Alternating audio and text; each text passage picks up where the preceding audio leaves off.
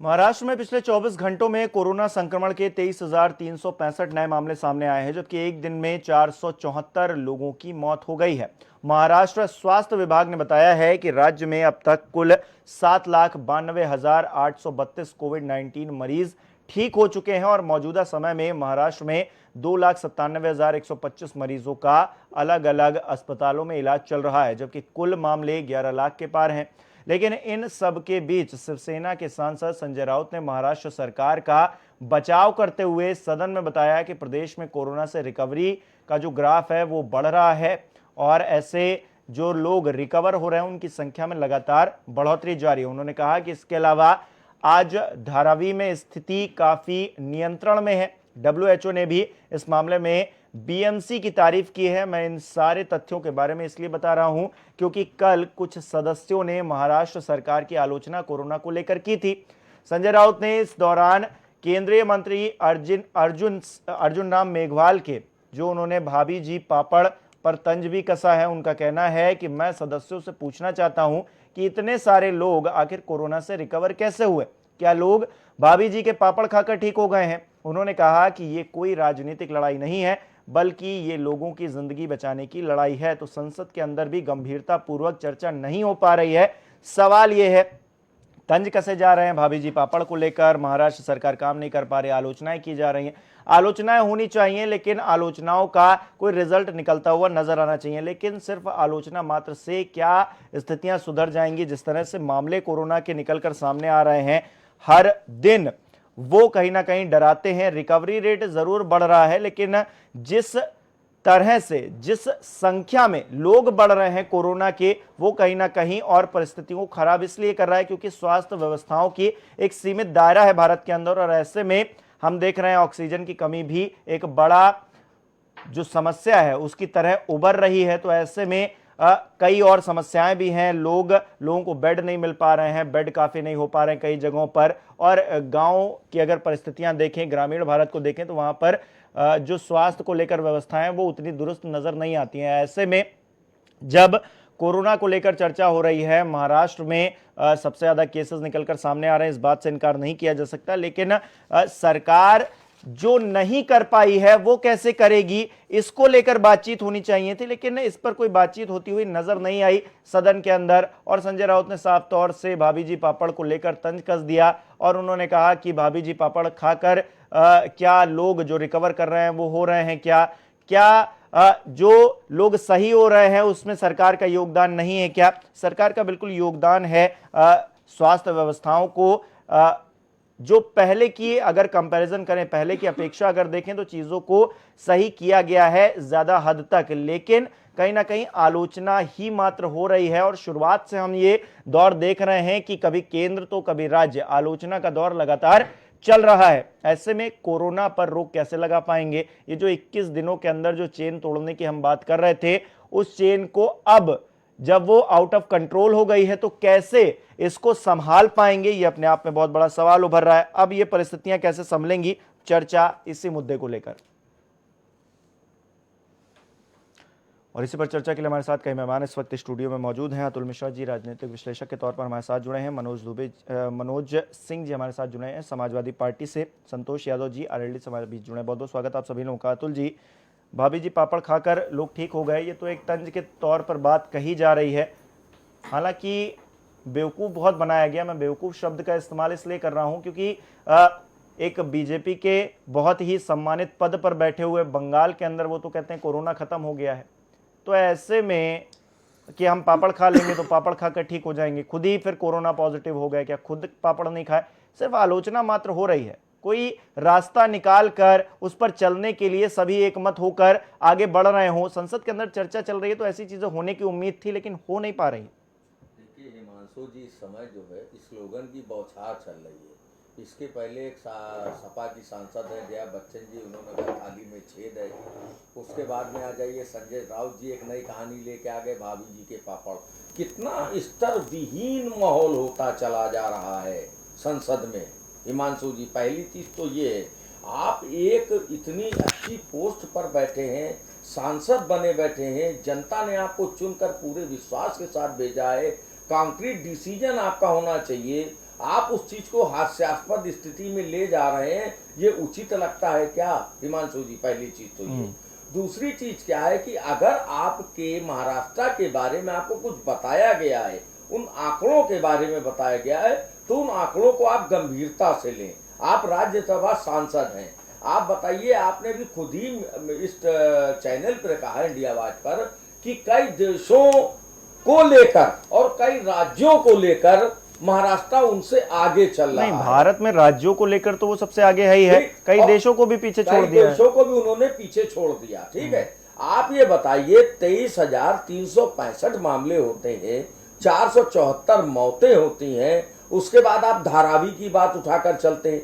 धारावी में आपने ऐसा नहीं, कोई राज्य ऐसा नहीं जो काम नहीं कर रहा है हिमांशु जी, काम सब कर रहे हैं, चाहे उद्धव जी की सरकार हो, चाहे योगी जी की सरकार हो, चाहे किसी की हो। हर प्रदेश का मुखिया ये चाहता है कि हमारे प्रदेश की जनता सुखी रहे और निरोगी रहे, लेकिन उसके लिए एफर्ट करना पड़ता है। उसके लिए ये नहीं कहना पड़ता कि भाभी जी के पापड़ खाकर ठीक हो गए।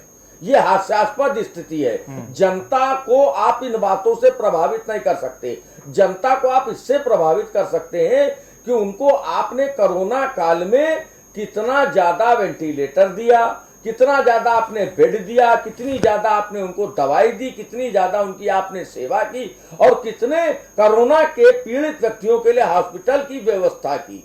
इसको जनता चाहती, जनता इसको नहीं चाहती कि भाभी जी के पापड़ क्या होते हैं, उसको इससे कोई मतलब नहीं है। संजय राउत जी को उसको जवाब देना पड़ेगा। क्यों? क्योंकि आप राज्यसभा के सांसद भी हैं, प्लस आप महाराष्ट्र सरकार के उद्धव जी के प्रवक्ता भी हैं। आपको हमेशा बोलने का मौका दिया जाता है, आपको ही बोलना पड़ता है, आपको ही जनता के सामने आना पड़ता है। जनता ये तो एक तंज इसलिए था क्योंकि आप कह रहे हैं कि महाराष्ट्र के अंदर जो परिस्थितियां बिगड़ी हैं उसको लेकर आप आलोचनात्मक ही हो रहे हैं। उसको लेकर हम सही कैसे करेंगे चीजों को, ये तथ्य निकलकर सामने नहीं आ पा रहा है। ये एक सहमति बनती हुई नजर नहीं आ रही है। संसद के अंदर भी सिर्फ आलोचना हो रहा है। उसके बाद भाभी जी पापड़ निकलकर सामने आ गया, तो हम सिर्फ भाभी जी पापड़ पर ही फिर फोकस्ड हो गए। फिर चीजें नहीं आ पाई कि आखिरकार इसमें क्या रिकवरी जो हो रही है वो और भी बढ़ सकती है या फिर परिस्थितियां और भी सुधारी जा सकती हैं, कैसे सुधारी जा सकती हैं, चर्चा इस पर भी होनी चाहिए। हाँ हिमांशु जी, मेरा यही कहना है कि आप परिस्थितियों को कैसे सुधारेंगे। देखिए इस समय 78.92% आपका रिकवरी रेट है, कहीं ना कहीं अच्छा होता चला जा रहा है। उसके लिए आप आगे भी बढ़ रहे हैं। हमारे रशा ने भी ये बात कही कि भाई 10,000 हम वैक्सीन जो है हिंदुस्तान को देंगे, 10 करोड़। उसके बाद में हमारे आप ये अमेरिका से भी हमारे पास में सूचना है कि भाई हम भी करेंगे, और 2-3 हफ्ते में वहां भी वैक्सीन तैयार हो जाएगी। हमारे स्वास्थ्य मंत्री भी ये कह चुके हैं कि भाई मार्च के लास्ट तक हम इस वैक्सीन को व्यवस्थित कर लेंगे। तो उन चीजों को देखना चाहिए। ऐसा नहीं है कि आप वहां पर एक हास्यास्पद स्थिति देखिए। संसद में सारी चीजें बुरी नहीं होती, कुछ चीजें हिमांशु जी अच्छी भी हुई।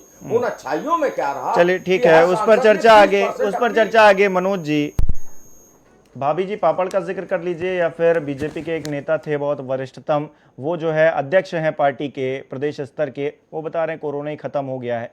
तो ये सब चीजें नहीं होनी चाहिए, मेरे हिसाब से नहीं होनी चाहिए। एक सॉल्यूशन निकालें कि आखिरकार चीजें दुरुस्त कैसे हों, इस तरफ कदम बढ़ाए जाने चाहिए। लेकिन कोई इस तरफ चिंतित नहीं है। सब एक दूसरे को हम किस तरह से घेर लें, उनकी कमियों को उजागर कर दें, सिर्फ इसी तरफ ध्यान है सभी का। मनोज जी, जिस तरह से कोरोना महामारी में जिस तरह की बातें आई सरकार द्वारा, पहले कहा कि 21 दिन में हमने 18 दिन में हम महाभारत जीते थे, 21 दिन में कोरोना पे हम विजय हासिल कर लेंगे। उसके बाद फिर बढ़ाया।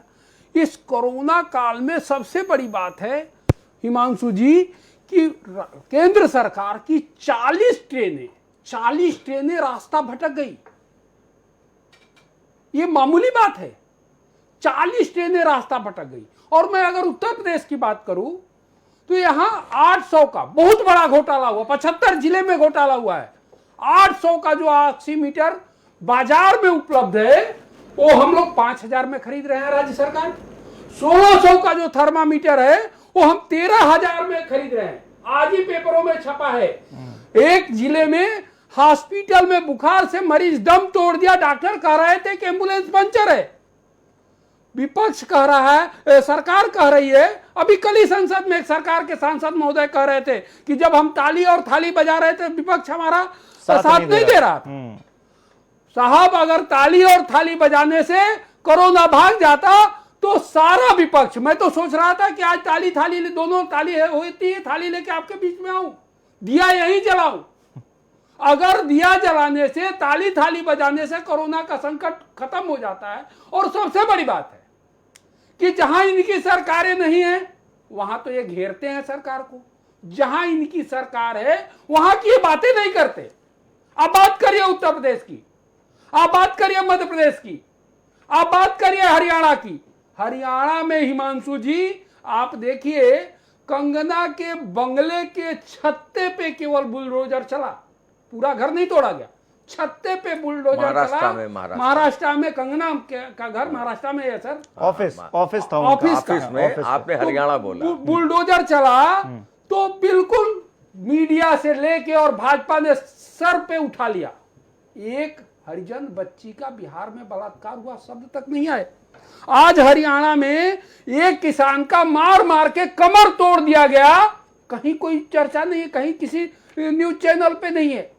आप अगर महाराष्ट्र की चर्चा करते हैं तो हरियाणा की चर्चा आपको करनी पड़ेगी, उत्तर प्रदेश की चर्चा आपको करनी पड़ेगी, उत्तर प्रदेश मध्य प्रदेश की चर्चा आपको करनी पड़ेगी, बिहार की चर्चा आपको करनी पड़ेगी।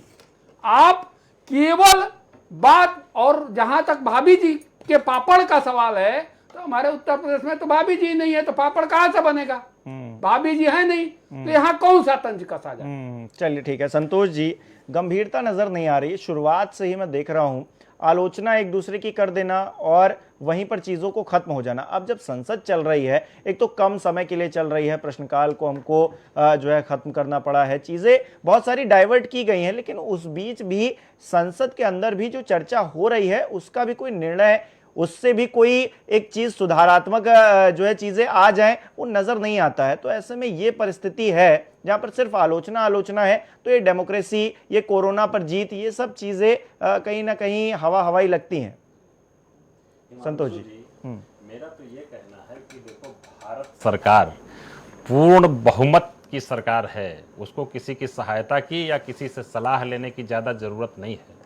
उन्होंने ये कहा था कि 21 दिन में कोरोना की चेन हम तोड़ देंगे, उन्होंने कहा था कि 100 दिन में हम काला धन वापस ले आएंगे, लेकिन उनकी ये जो जुमलेबाजी है लोगों को मजबूर करती है कुछ बोलने के लिए। कोई कुछ बोलना नहीं चाहता, हर आदमी चाहता है कि कोरोना काल में हम सरकार की मदद करें, क्योंकि ये हमारा सरकार का और पूरी पब्लिक की जिम्मेदारी है कि इस महामारी से हम कैसे बचें।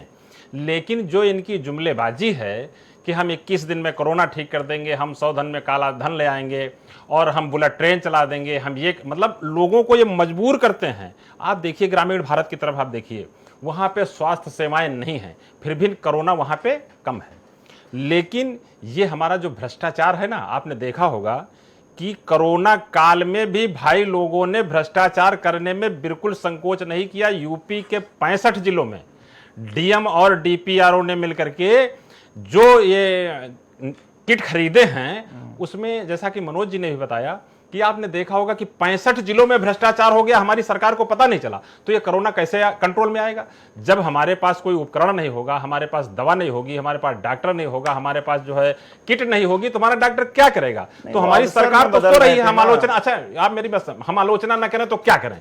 जब 65 जिलों में भ्रष्टाचार होगा, किट खरीदने में पैसा खाया जाएगा, सरकार कुछ बोलेगी नहीं, FIR होगी नहीं, उसकी भी जांच होगी तो उसकी SIT बनाई जाएगी, तो पब्लिक को तो कुछ बोलना पड़ेगा, आलोचना तो करना पड़ेगा। अब आप यूपी में देखिए 3 लाख के पार पहुंच गया है, नहीं, लेकिन हमारी सरकार सो रही है, उसके विषय में कोई सोच नहीं रहा है। तो कुछ ना कुछ तो बोलना पड़ेगा भाई। 1132 लोगों की मौत हो गई है, 97,000 नए केस आ गए हैं, तो कुछ तो बोलेंगे हम। अब ये कहे कि कोई नहीं आलोचना करता है, विपक्ष आलोचना करती है, पब्लिक आलोचना करती है। पब्लिक में तो आज का ये हाल है कि हमारे किसान की जो दुर्दशा होने जा रही है, जो ये तीनों अध्यादेश ला करके किसान को पैदल करने जा रहे हैं, तो पब्लिक तो बोलेगी भाई। पब्लिक के सामने तो समस्या है कि उसका गेहूं अब तो 5 रुपए किलो बिकने की मजबूरी आ जाएगी, तो पब्लिक तो कुछ ना कुछ कहेगी, आलोचना करेगी भाई। लेकिन ये जो आलोचना है, ये सिर्फ आलोचना ही रह जाए और ये सदन खत्म हो जाए आलोचना के बाद, नहीं, मैंने कोई कहा मतलब ना, मैंने निकलता कहा है कि इसका? इनको पास तो पूर्ण बहुमत की सरकार है इनकी पार्लियामेंट में। इन्होंने किसी को प्रश्नकाल का समय ही नहीं दिया, तो इनको तो पब्लिक के इंटरेस्ट में जितना अच्छा से अच्छा काम कर सकते थे उनका करना चाहिए, लेकिन इनके पास खुद जवाब नहीं है कि 65 जिलों में जो है भ्रष्टाचार चल रहा है। डीएम एसएसपी जो है वो क्रासर व्यापारी से 6-6 लाख रुपया महीना ले रहे हैं। पब्लिक कहां तक न बोले, मतलब आदमी मार दिया जा रहा है अगर आप घूस नहीं दे रहे हैं, पैसा नहीं दे रहे हैं। मतलब सरकारी रिकवरी अभी तक तो गुंडाई होती थी, आपने सुना होगा, पहले गुंडा टैक्स होता था, अब तो सरकार गुंडा टैक्स वसूल रही है। तो पब्लिक ना बोले क्या, ना आलोचना करे भाई, कितना ना बोले पब्लिक।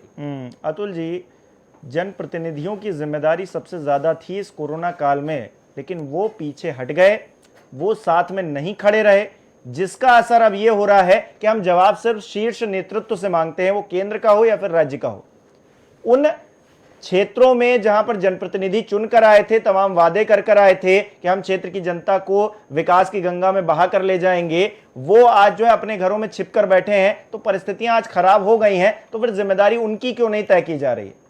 देखिए हिमांशु जी, पहली चीज तो कोरोना बीमारी किसी पार्टी को नहीं जानती है और ना किसी व्यक्ति को जानती है, ना किसी नेता मैंने कहा को राहत जानती देने है। के लिए जनप्रतिनिधि क्यों आगे नहीं आए? हाँ, मैं वही कहना चाह रहा हूँ, किसी पार्टी को, किसी जनप्रतिनिधि को, किसी को नहीं।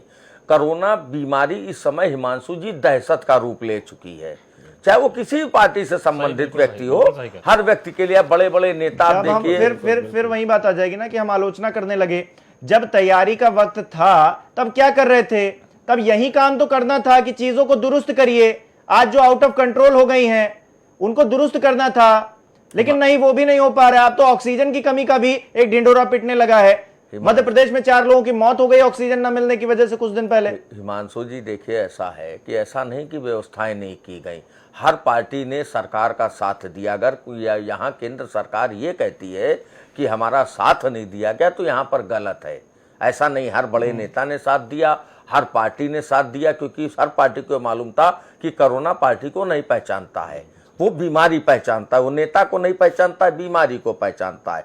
हाँ, वो एक जगह पे केंद्र सरकार या हो चाहे प्रदेश सरकार हो, अभी मनोज जी ने बहुत बढ़िया बात कही कि आप हर चीज की व्यवस्था को दुरुस्त नहीं कर पाए, उस जगह पे आप फेल्योर हुए। फेल्योर कैसे हुए? ठीक है, योगी जी हर चीज को नहीं कर सकते हैं, उन्होंने 11 टीम बनाई थी, 11 की एक, उनकी वो रिस्पांसिबिलिटी तय कर देते कि भाई आपको ये चीजें देखनी है। अब आप किट खरीद रहे हैं, 10,000 रुपए में आप खरीद रहे हैं, 9,000 रुपए में खरीद रहे हैं, जबकि उसकी मार्केट वैल्यू कम है। अब क्या कारण है कि कोरोना की टेस्टिंग 1,600 रुपए में हिमांशु जी हो रही है? जब सरकार का डंडा पड़ा 1,600 रुपए में आप कर रहे हो। 3 दिन पहले आप पेपर में निकालते हो कि मैं 1,600 रुपए में टेस्टिंग नहीं कर पाऊंगा। सरकार ने जब आपको डंडा मारा तो आप दूसरे दिन पेपर में निकालते हो, नहीं हम लोग तैयार हैं। हम आपको लखनऊ के कई ऐसे हॉस्पिटल बता सकते हैं, हमारे दोनों लोग बैठे हुए सपा के भी, आरएलडी खुद जानते होंगे कि जहां लूट मची हुई है, लूट मची हुई है। आप जाइए वहां पर, कोरोना अब आपको पहले बताएंगे निगेटिव है, 3 दिन जब आप एडमिट हो जाएंगे फिर आपको बताएंगे पॉजिटिव है। तो क्या हमारी नॉलेज में है, हमारे यादव जी की नॉलेज में, सिंह साहब की नॉलेज में, मुख्यमंत्री की नॉलेज में नहीं हो सकता है? जबकि मुख्यमंत्री की टेबल पर सूचना विभाग द्वारा 8 बजे समस्त पेपर पहुंचा दिए जाते हैं। चलिए, एक छोटे से ब्रेक का वक्त हो गया है, ब्रेक के बाद चर्चा को आगे बढ़ाएंगे। राज्यों की जिम्मेदारी है, बिल्कुल है, केंद्र की भी जिम्मेदारी है, कोई पीछे नहीं हट सकता। फिर भाभी जी पापड़ कहिए या फिर कोरोना खत्म क्यों कहा जा रहा है, इसको लेकर चर्चा को आगे बढ़ाएंगे। एक छोटे से ब्रेक का वक्त हो गया।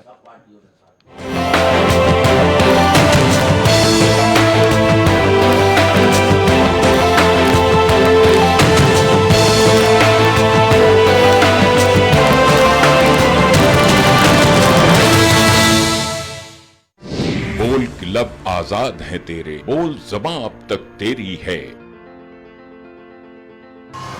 तेरा सुतमा जिस्म है तेरा, बोल कि जान अब तक तेरी है। बोल ये थोड़ा वक्त बहुत है, जिस्म ज़बां की मौत से पहले, बोल कि सच जिंदा है अब तक, बोल जो कुछ कहना है कह ले। इंडिया वॉच से जुड़िए, सिटीजन जर्नलिस्ट बनिए, जरा जोर से कहिए मैं भी जर्नलिस्ट। इंडिया वॉच तक अपनी स्टोरी पहुंचाने के लिए स्मार्टफोन से तस्वीर खींचिए, अपने शब्दों में अपनी स्टोरी लिखिए, खुद भी सेल्फी मोड में जाइए और अपनी बात बुलंद आवाज में कह डालिए। सब कुछ हमारे व्हाट्सएप नंबर 8423399999 पर भेज दीजिए। हाँ, अपना नाम, पता, फोटो और स्थान लिखना मत भूलिएगा। नमस्कार।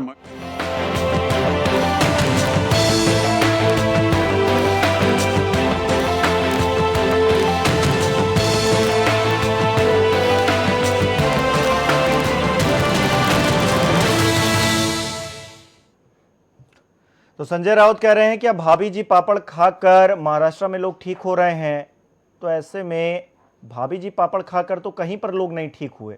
लेकिन मनोज जी, लेकिन जिस चीज़ से ठीक हो रहे हैं उसकी व्यवस्था दुरुस्त की जा रही है कि नहीं की जा रही है, इस पर सवाल तो पूछा जाएगा।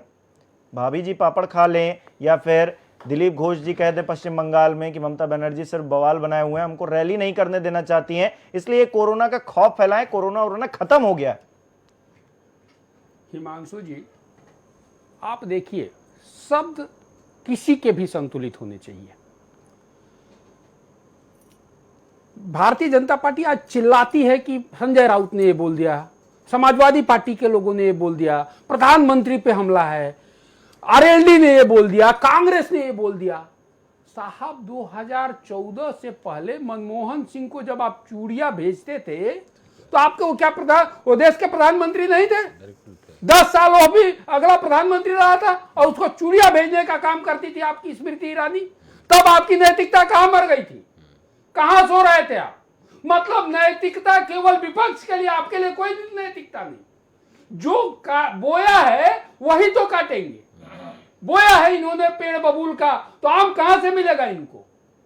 हिमांशु जी, ऑक्सीजन की कमी है, और केवल मध्य प्रदेश नहीं, उत्तर प्रदेश में भी ऑक्सीजन की कमी है। नहीं, और मैं सहमत हूं। प्रदेश मैंने इसलिए कहा, वहां पर कुछ दिन पहले जो है 4 लोगों की मौत हो गई ऑक्सीजन न मिलने की वजह से। मैं त्रिपाठी जी से सहमत हूं कि प्राइवेट हॉस्पिटल और हॉस्पिटल्स खेल कर रहे हैं कोरोना का। 3 दिन में कौन सा कोरोना ठीक हो जा रहा है? 3 दिन पहले आदमी पॉजिटिव हो रहा है, 3 दिन हॉस्पिटल में भर्ती करके फीस भर दिया, वो निगेटिव हो गया। क्या कर रही है सरकार? इन प्राइवेट हॉस्पिटलों पे आए जो खेल चल रहा है, इसमें सरकार का अंकुश क्यों नहीं है? वेंटिलेटर पे लाया जा रहा है क्योंकि पैसे की मात्रा बढ़ाई जा सके, गरीब का खून चूसा जा सके।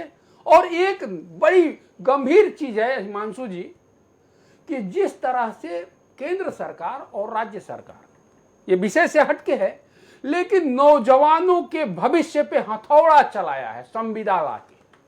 ये खेल है, गुजरात में खेलते रहे, वही ला रहे हैं यहां भी। संविदा लाके खेल खेलने का प्रयास करें नौजवानों के भविष्य। और मैं कहना चाहता हूं आपके माध्यम से, मैं कोई कांग्रेस का प्रवक्ता नहीं, लेकिन इंदिरा जी के अंतिम शब्द क्या थे कि खून का एक एक कतरा देश को समर्पित है। हमारे प्रधानमंत्री के शब्द क्या होते हैं? मैं तो फकीर हूं जी, झोला लेके निकल जाऊंगा। साहब, इतने आसानी से देश के लोग आपको झोला लेके जाने नहीं देंगे। झोला चेक होगा, और ये भी चेक होगा कि झोला किस ब्रांड का है, अदानी का दिया हुआ है कि अंबानी का दिया हुआ है।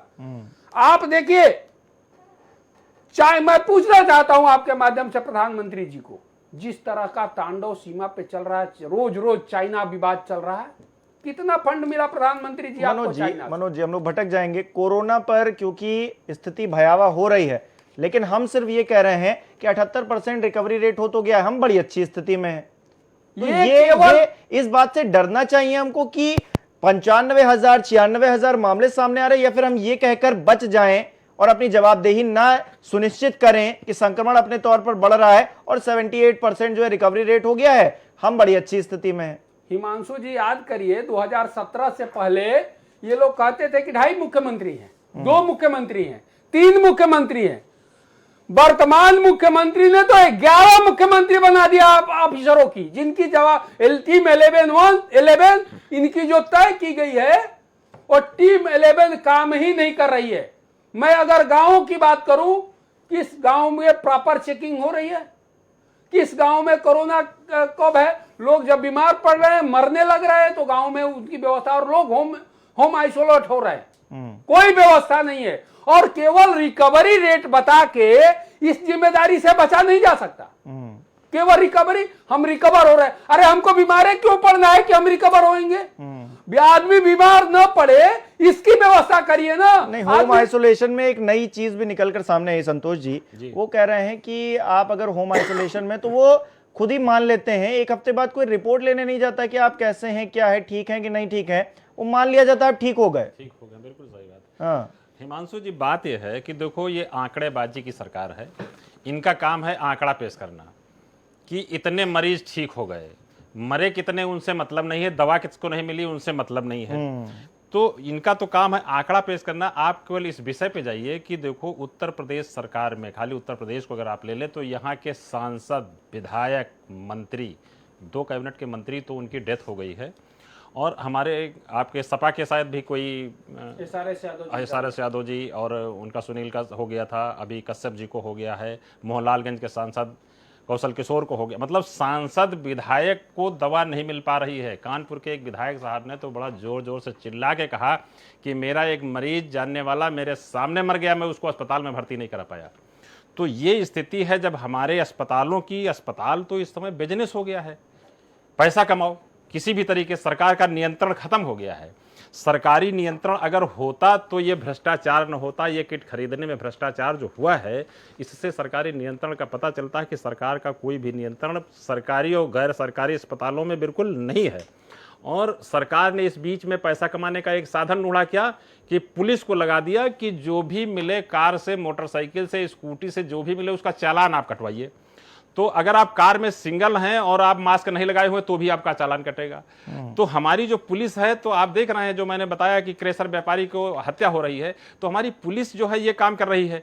जब हमारी सरकार का कोई नियंत्रण नहीं, हमारी पुलिस कुछ अलग काम कर रही है, डॉक्टर कुछ अलग काम कर रहे हैं, भ्रष्टाचार जारी है, तो मानी बात है कि कहीं ना कहीं से ये कोरोना जैसी महामारी जो हमारे देश में फैली हुई है, इसका नियंत्रण कर पाना बहुत मुश्किल काम है। ये भगवान भरोसे हो गई है। अब लोगों ने इसको भगवान भरोसे मान लिया। सरकार ने तो छोड़ ही दिया कि आप आत्मनिर्भर बनिए, और आत्मनिर्भर बनने का मतलब है आप अपने आप को बचाइए कोरोना से।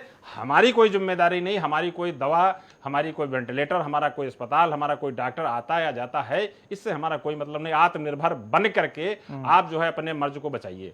तो ये पोजीशन है हमारी सरकार की, तो आलोचना तो करना पड़ेगा। बिल्कुल। अतुल जी, 83,000 से ज्यादा मौतें हो चुकी हैं। मौतों का आंकड़ा बहुत ज्यादा है। 83,000 हम लोगों को ना देखें, 83,000 परिवारों को देखें, क्योंकि 83 कोई ना कोई व्यक्ति जो है एक परिवार से जुड़ा होता है। मानता हूं कुछ लोग ऐसे होंगे जो नहीं जुड़े होंगे, लेकिन फिर भी मैक्सिमम लोग तो जुड़े होंगे। तो 83,000 परिवार जो हैं वो किस कंडीशन में होंगे, जिन्होंने अपने लोगों को खो दिया, वो किस तरह से सहयोग कर पाएंगे, सवाल ये पहला। लेकिन दूसरी चीज ये भी है, हर दिन 1,000 के लगभग मौतें हो रही हैं, यानी कि हम अक्टूबर आते आते, ये मंथ खत्म होते होते 1 लाख के आंकड़े तक पहुंच जाएंगे, या फिर अक्टूबर में 1, 2, 3, 4, 5 तारीख तक हम 1 लाख के आंकड़े को छू लेंगे। 1 लाख मौतें कोरोना की वजह से हो गई, कोई जवाबदेही किसी की भी बनेगी कि नहीं बनेगी? देखिए हिमांशु जी, आपने पहले 87,000 की बात की कि 87,000 लोग मर गए। 83,000 ठीक है। उसमें ऐसा नहीं कि देखिए कई बीमारियां भी रही, ऐसा नहीं रहा। किसी को शुगर रही, किसी को ब्लड प्रेशर रहा, और WHO ने भी इस बात को कहा कि भाई जो इन बीमारियों से ग्रसित हैं उनको ज्यादा सावधान रहने की आवश्यकता है। ऐसा नहीं कि नहीं कहा गया, चाहे पक्ष कह रहा हो चाहे विपक्ष कह रहा हो। मैं अगर ये कहूं, ये तो 83,000 सिर्फ कोरोना वाली चीजें निकलकर सामने आ रही हैं। अव्यवस्थाओं के बीच में जिनको इलाज नहीं मिल पा रहा है, जो तमाम बीमारियों से ग्रसित हैं, उनका वैसे डेली इलाज चलता था लेकिन नहीं हो पा रहा है इस कोरोना काल में, उनकी अगर संख्या हम उठा लें, उसका तो कोई आंकड़ा ही नहीं है ना किसी के पास कि कितने लोग मर गए। कोई आंकड़ा नहीं उसका। देखिए हिमांशु जी, आपका कहना ठीक है कि अव्यवस्था चल रही, तो व्यवस्था भी चल रही है, ऐसा नहीं है। अगर निगेटिव होता तो कहीं ना कहीं पॉजिटिव जरा सा होता जरूर है, ये मान के आप चलिए। अब दुर्भाग्य क्या है, सबसे बड़ा दुर्भाग्य बीमारी ऐसी है हिमांशु जी, हमने आपसे कहा ना, ये पक्ष विपक्ष जनता किसी को नहीं देखती है। ये बीमारी ऐसी है, हमारे अपने ही छोड़कर हमें हॉस्पिटल से भाग जाते हैं। आप खुद पेपर में पढ़ते होंगे, आप लोग मीडिया वाले भी दिखाते हैं कि इतनी भयावह बीमारी है कि लोग छोड़ के चले जाते हैं, और उसके बाद में कोई पूछने नहीं आता है। जब उनको सूचना इस प्रकार की मिलती कि भाई मरीज ठीक हो गया, ऐसा है तो आप इसको ऐसे ऐसे कर लें। सरकार ने अब क्या किया, देखिए होम आइसोलेट। मैं आपको अपने ही इलाके का किस्सा बताता हूं। उस घर में 10 लोग निकले हिमांशु जी, और 10 को वहां पर बल्ली उनके दरवाजे पर लगा दी गई। वहां पर हाथ जोड़कर सरकार के जो डॉक्टर्स गए थे उन्होंने कहा। उसके बाद मैं आंखों से देखे बताता हूं आपको कि वहां की औरतें बाहर निकलती हैं और बल्ली को क्रॉस करती हैं और सामान लेने जाती हैं। तो मैंने एक दिन उनसे ये बात कही, भाई क्या पूरे मोहल्ले में आप इस चीज को बांट दोगे? तो उन्होंने कहा क्या मैं सामान लेने ना जाऊं? उसका उत्तर इस तरीके से मिला। तब उसका स्टेप जैसे मेरे द्वारा उठाया जाना था उसको मैंने उठाया, लेकिन जनता को भी सजग होना मैं ये पड़ेगा। पूछूं कि उस घर में 10 लोग निकल आए तो कोई रिस्पॉन्सिबिलिटी किसी की बनेगी कि उन लोगों तक कैसे चीजें पहुंचेंगी? 10 के 10 लोग अगर घर में पॉजिटिव निकल आए हैं, उनको होम आइसोलेशन में रखा है, वो खाएंगे क्या? डेली यूजेस की चीजें उनके पास कैसे पहुंचेंगी? इसकी व्यवस्था की जिम्मेदारी भी तो होनी चाहिए किसी के पास। इस प्रश्न का उत्तर मैं देता हूं। आपने बहुत बढ़िया बात कही। जिस समय पे डॉक्टर्स की टीम आई थी उस समय पे संबंधित थाने के पुलिस वाले भी आए थे। उस पुलिस वाले से कहा गया, उन्हीं के घर के व्यक्ति ने बात कही कि भाई ऐसी ऐसी बात है, हम डेली कमाने खाने वाले व्यक्ति ऐसी ऐसी। तो संबंधित थाने के थाना अध्यक्ष ने हमारी हिमांशु जी आंखों के सामने की बात है, चावल, आटा, दाल, मसाला, चाय की पत्ती, शक्कर, जो सामान मैं बता रहा हूं उसमें नमक भी शामिल था, उसमें रिफाइंड भी शामिल था, सब कुछ उन्होंने भिजवाया था। जब सब कुछ था तो लेने क्या जा रहे थे? वही मैंने यही प्रश्न आपसे कहा ना कि जब मैंने उनसे पूछा तो मैं सामान लेने बाहर ना जाऊं क्या, तो उनको कौन सा सामान लेने जाना था? आपको कोई पान मसाला घर में नहीं भिजवाएगा हिमांशु जी। वो पान मसाला लेने के लिए निकले थे कि हमको पान मसाला खाना है और हमको पान मसाला लेकर आना है। तो खैर मैंने आपको बताया कि उसके बाद में हमारे द्वारा जो भी किया जा सकता था उसको हमने किया। लेकिन एक जनता की नैतिक जिम्मेदारी भी बनती है कि अगर हम उस कोरोना को देखते हैं, देखिए आपसे सिंह साहब ने ये बात एक एग्जांपल दिया, अब मैं दूसरा एग्जांपल अगर ये दे दूं जी जी कि मेरे एक दोस्त है, उसके फादर जो है बैंक ऑफ बड़ौदा में है, उनके बैंक में कोरोना का पेशेंट निकला, फोन किया गया स्वास्थ्य विभाग को, कोई नहीं आया, पुलिस को इन्फॉर्म किया गया, कोई नहीं आया। फिर खुद वो सब लोग जब हॉस्पिटल गए तो वहां पर भी उनका टेस्ट हो जाता, इस तरह की व्यवस्था नहीं हो पा रही थी।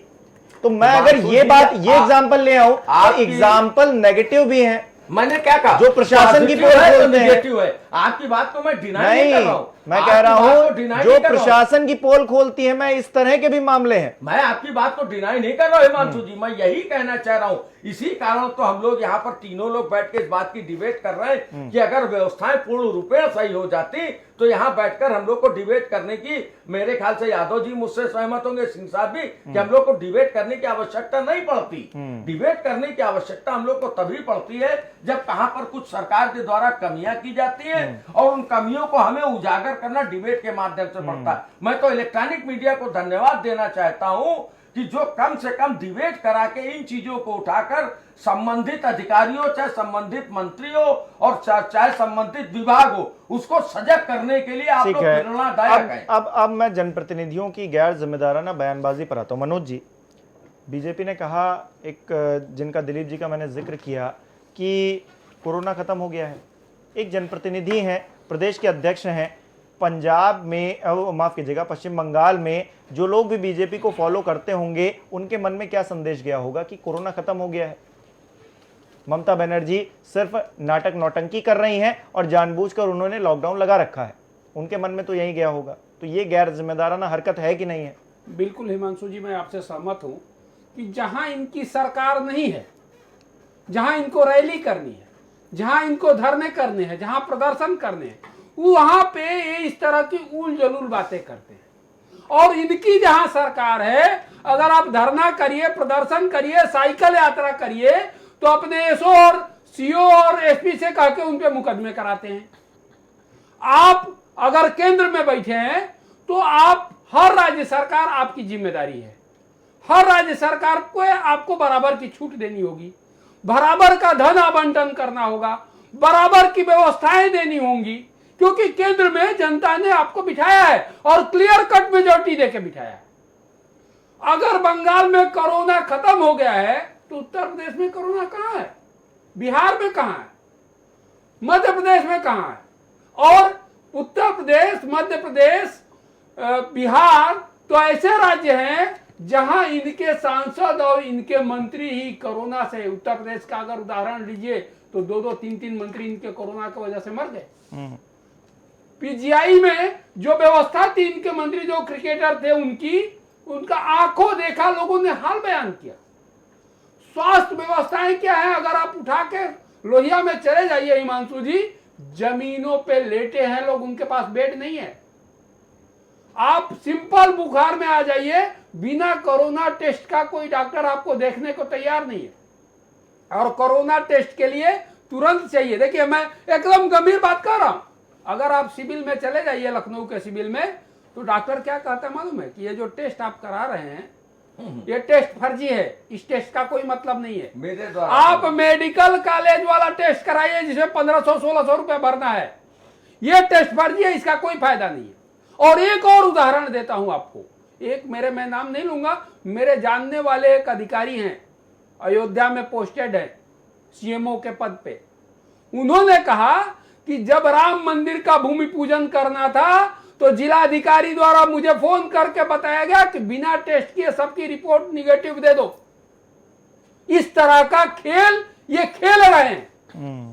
ऐसे खेल में जनता का कहां भला होने वाला है? कितना टेस्ट गांव में रोज कहा जा रहा है कि हम 1 लाख टेस्ट कर रहे हैं, 10,000 टेस्ट कर रहे हैं। किस गांव के, उत्तर प्रदेश के किस गांव में टेस्ट हो रहा है हिमांशु जी? किस गांव में? एक गांव का नाम अगर बता दे कि वहां मैं टेस्ट किया हूं, कहीं कुछ नहीं है। चलिए, शहरों की स्थिति भयावह है, गांव की तो बात ही ठीक छोड़ है। दीजिए। संतोष जी, जी एमपी में कलश यात्रा निकाली जा रही है, पश्चिम बंगाल में कहा जा रहा है कोरोना खत्म हो गया है, लेकिन महाराष्ट्र में पूछा जा रहा है सदन के अंदर इतने केसेस कैसे बढ़ रहे हैं, इतनी भयावह स्थिति कैसे? मतलब ये तो दोहरा चरित्र हो गया ना, दो तरफ बातें। एक आप तो कह रहे हैं कोरोना खत्म हो गया है, खत्म हो गया तो ममता बनर्जी की पीठ थपथपाई है, उन्होंने इतना बढ़िया काम किया। महाराष्ट्र को भी बताइए कि कैसे चीजें सही होंगी। 5वें नंबर पर उत्तर प्रदेश आ गया, यहां भी बताइए। जी हिमांशु जी, बीजेपी के कथनी और करनी में हमेशा अंतर रहता है। वो अपने लिए जो कुछ चाहते हैं वो लोगों से कहलवाने का प्रयास करते हैं जबरदस्ती, जो मैं कह रहा हूं वही आप कहिए। तो उनकी जहां जहां पे सरकार है वहां पे कोरोना का आप नाम मत लीजिए, भ्रष्टाचार का नाम ना लीजिए, बेरोजगारी का नाम ना लीजिए, किसी भी मतलब आप आलोचना उनकी न करिए। और जहां जहां पे उनकी सरकार नहीं है, बीजेपी वालों का राइट है कि वो जो चाहें वो करें और जो चाहें वो कहें। तो पश्चिम बंगाल में जो उन्होंने कहा कि कोरोना समाप्त हो गया है, तो अगर कोरोना समाप्त हो गया है तो उसको कोरोना समाप्त का प्रदेश घोषित करना चाहिए। तो केंद्र सरकार का काम अवार्ड देना चाहिए भाई, उनको अवार्ड देना चाहिए कि पश्चिम बंगाल सबसे पहला ऐसा प्रदेश है इंडिया में जो कोरोना मुक्त हो गया है। लेकिन केंद्र सरकार ने अभी तक ऐसा नहीं किया है। तो उनके ही प्रदेश अध्यक्ष हैं, उनको एक रिपोर्ट भेजनी चाहिए केंद्र सरकार को कि साहब इसको कोरोना मुक्त घोषित करिए। तो उनको तो ममता बनर्जी को अवार्ड मिलना चाहिए। लेकिन नहीं, बीजेपी का ये काम है कि जहां पे उनको रैली करना होगा, जहां पे उनको धरना देना होगा, जैसे आपने बताया हमारे सपा के नेताजी ने, कि आप देखिए कि अगर वहां पे मंदिर पूजन होना है तो फिर सीएमओ को सीधे डायरेक्शन होगा कि आप नेगेटिव रिपोर्ट दीजिए, पॉजिटिव रिपोर्ट आप दे नहीं सकते हैं। और जहां पे उनकी जरूरत नहीं होगी वहां पे फिर लॉकडाउन हो जाएगा, वहां पे कोरोना के लिए महामारी हो जाएगा, डिजास्टर मैनेजमेंट एक्ट लागू हो जाएगा, आपके ऊपर एफआईआर हो जाएगी, आप जेल चले जाएंगे। तो ये हमारी जो बीजेपी का चरित्र है, ये दोहरा चरित्र है। वो कभी भी पाक और साफ मन से काम नहीं करते हैं कि हम जो सरकार, हमारी जो सरकार है वो जनता के लिए, वो ये मान के नहीं चलते हैं। वो ये मान के चलते हैं कि हम शासन करने के लिए आए हैं और इंडिया की पब्लिक पे शासन कैसे करना है ये मुझे पता है। ये उनकी मंशा है। अतुल जी, ये सवाल तो आपसे भी है कि एक तरफ सवाल पूछे जा रहे हैं कि इतने केसेस क्यों बढ़ रहे हैं, दूसरी तरफ कहा जा रहा है कुछ प्रदेश में कोरोना खत्म हो गया, कुछ प्रदेश में यात्राएं निकाली जा रही हैं, धर्म के नाम पर कहा जा रहा है इसको हम कैसे रोक सकते हैं। खुद भी शामिल है उसमें और खुद भी मास्क नहीं लगाया हुआ है और कह रहे हैं कि कोरोना खत्म हो गया है, कहीं पर यात्राएं निकाली जा रही है। महाराष्ट्र में चले जाते हैं तो सवाल पूछने लग जाते हैं। देखिए हिमांशु जी, जिस दिन ये चीज, चाहे हमने क्या कहा, ये नेता लोग जिस दिन ये बात समझ जाएंगे, चाहे वो रैली कर रहे हो चाहे कुछ भी कर रहे हो, जिस दिन उनकी समझ में आ जाएगा कि इसकी जद में हमको भी आना है। मैंने आपसे कहा ना, किसी को अभी भी समझने की जरूरत है। क्या मुझे लग रहा है कि अभी भी समझने की जरूरत है। इतने सारे जो नेता हैं उनकी मौत हो चुकी है, कितने सारे संक्रमित हो चुके हैं। उनको ये दिखाना है कलश यात्रा के जरिए, किसी के जरिए, किसी भी तरीके से अपने को दिखाना। मैं आपको ये लखनऊ की पीजीआई की बात बताता हूँ। अभी मनोज जी ने एक बात अयोध्या के लेके कही, जनता भी देखिए कम नहीं है, अपने मरीज को लेके पीजीआई गई, बिल्कुल हकीकत घटनाएं हैं। बाहर दलाल खड़े हुए हैं, दलालों ने कहा 2000 रुपए दीजिए और 1 घंटे रुकिए, भी मैं निगेटिव रिपोर्ट ला रहा हूं। वो गया और उसने उस मरीज का नाम लिखा और सब कुछ लिखा, उसकी फोटो लग गई, मोहर लग गई और 2000 रुपए में उसको निगेटिव मिल गया और मरीज पीजीआई में एडमिट कर दिया गया। अब उस मरीज के घर वालों को यह भी टेंशन नहीं है कि अगर मैं टेस्ट करा लेता तो मैं और लोगों को बचा लूंगा, और जो वहां दलाल खड़ा हुआ है उसको ये चिंता नहीं है कि मैं जिस मरीज को अंदर भेज रहा हूं वह कितने लोगों को नुकसान करेगा। इस चीज का समझना हर व्यक्ति को बहुत जरूरी होगा। अगर हम अपनी तरफ से सजग नहीं हुए, हिमांशु जी मैं फिर कह रहा हूं कि कोरोना किसी को नहीं पहचानता है, हमको सजग होना पड़ेगा, चाहे वो पक्ष का आदमी हो, चाहे वो विपक्ष का आदमी हो, चाहे वो नेता हो, चाहे वो अभिनेता हो। सजग तो हम देखिए, मैं बता रहा हूं ना, अधिकारी सजग हैं लूट घसोट के लिए, हाँ, और उसके लिए नेता सजग हैं कि उनकी सत्ता कैसे और आगे बढ़े, उनके नेता कैसे जो है दिन दुगने चौगने अपने जो है महल खड़ा कर लें। मनोज जी कुछ कहना चाह रहे हैं? हिमांशु जी, मैं थोड़ा सा त्रिपाठी जी को रोकना चाहूंगा, त्रिपाठी जी नहीं, मिश्रा जी, सॉरी मिश्रा जी को, कि जनता दोषी है लेकिन इन दलालों पे कार्रवाई करने की जिम्मेदारी किसकी है? अगर दलाल बाहर खड़े हैं, और किस हॉस्पिटल के बाहर दलाल खड़े नहीं है? पीजीआई के बाहर भी खड़े हैं, लोहिया के बाहर भी खड़े हैं, सिविल के बाहर भी खड़े हैं। आप आरटीओ दफ्तर चले जाइए, चिल्ला के बोलते हैं कि लाइसेंस बनवाना है तो आ जाइए, क्या कार्रवाई होती है? सही बात है। रेलवे रिजर्वेशन में आज देख लीजिए, कोरोना काल में भी दलाली चल रही है। हम जनता दोषी है लेकिन सरकार जनता से दुगनी दोषी है, जिनको इन दलालों पे, ऐसे लोगों पे कार्रवाई करनी चाहिए। और इसी कार्रवाई करने के लिए आप आए थे, 2017 में जनता ने लाया था, हम भूले नहीं है। न भ्रष्टाचार न गुंडाराज, वो तो सबकी सरकारों में रहा कि भाई आदमी ये सोच लेता था कि यहाँ भ्रष्टाचार नहीं होगा, हम सुरक्षित रहेंगे और कार्रवाई की जाएगी, वो संबंधित अधिकारी पर भी की जाएगी। देखिए, उस संबंधित पुलिस थाने का कर्तव्य होता है कि अगर रेलवे स्टेशन जीआरपी बनाई गई, होता क्या मनोज भैया, हम आपको बताएं कि इस हमाम में सब के सब नंगे हो गए, कोई ऐसा बचा ही नहीं। ये धन की लोलुपता इतनी बुरी चीज है, सत्ता की लोलुपता तो मान ली जाएगी, लेकिन धन की लोलुपता सत्ता की लोलुपता से ज्यादा हावी हो गई। तो हम उम्मीद किससे कर रहे हैं फिर? किससे उम्मीद करें? सरकार से उम्मीद न करें, सरकार को सोने दें, नहीं सरकार को सोने दें। सरकार अगर पुलिस थाने कंट्रोल में नहीं है तो उस पुलिस थाने पे कार्रवाई करने की जिम्मेदारी सरकार की है। चलिए बहुत बहुत शुक्रिया आप लोगों का जुड़ने के लिए। समय हमारे पास इतना ही है। मनोज जी, संतोष जी, अतुल जी, बहुत बहुत शुक्रिया आपका जुड़ने के लिए। तो कोरोना से रिकवरी हो रही है, अच्छी बात है, लेकिन संक्रमित भी बड़ी संख्या में लोग हो रहे हैं। अगर ये कहा जा रहा है कि महाराष्ट्र में केसेस बढ़ रहे हैं, तो हर जगह केसेस बढ़ रहे हैं, दुरुस्त कैसे होंगी सुविधाएं, चर्चा इसको लेकर होनी चाहिए। फिलहाल के लिए इस डिबेट में इतना ही। नमस्कार।